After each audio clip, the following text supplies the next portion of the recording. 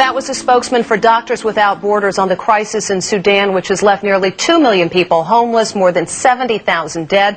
The United Nations calls it the world's worst humanitarian crisis. And to make matters worse, today Sudan asked the heads of 2 British agencies that do aid in that country, Save the Children and Oxfam, to leave the country, accusing them of interfering in domestic affairs.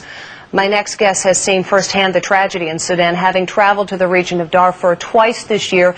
That's where most of the refugees are.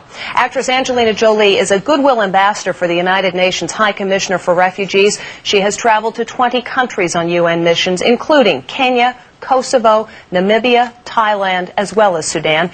She is also one of Hollywood's biggest stars, winning an Academy Award for her performance in the movie Girl Interrupted, and she is now starring in the new movie Alexander, in which she plays Alexander's mother, Olympias.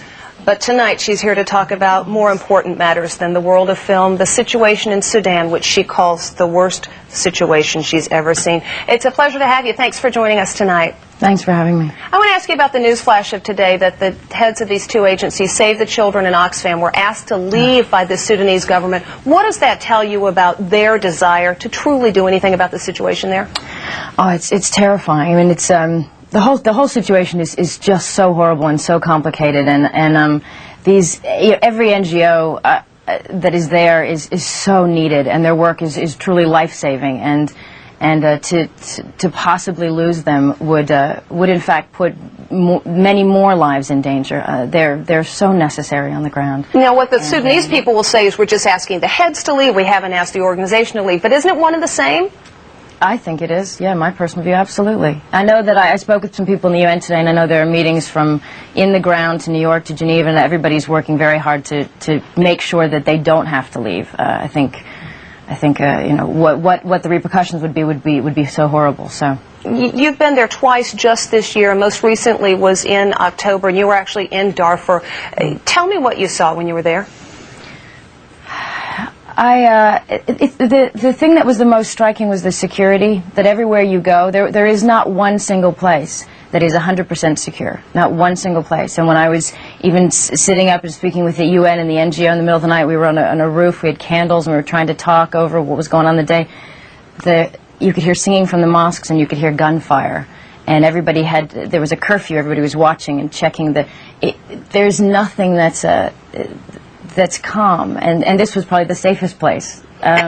There's no area you can go and you meet with children who have no food, no clothes. Their clothes are falling off their bodies. They can't go to the nearby medical, to get supplies, because the Janjaweed have based themselves in that medical area. They have no clean water because the Janjaweed are using the pipes from their wells as a flagpole.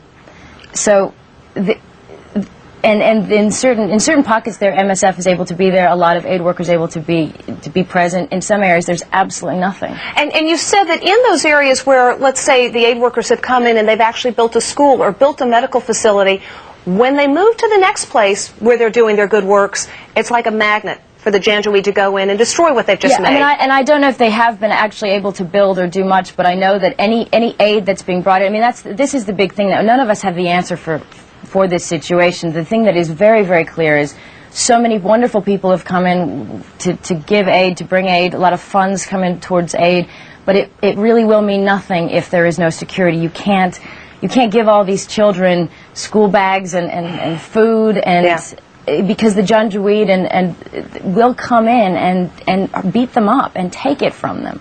So security must happen first. Security on every level must happen first. But where is the security going to come from? The African Union has pledged to come in with 3,000 troops. They got like 1,000 there now, but this is a huge area. And this is the African Union. They don't have all the money, and they don't have airplanes and tanks and lots of troops. They don't have what we would have in our army. They don't have a lot. They need a lot of support. I personally love the idea of the African Union really being strong, really being able to Africa helping Africa, and what that could mean for the future of Africa. But we can't expect them to just miraculously become this great union that knows how to handle all these situations and can do it on its own without our logistical support. We have to help them.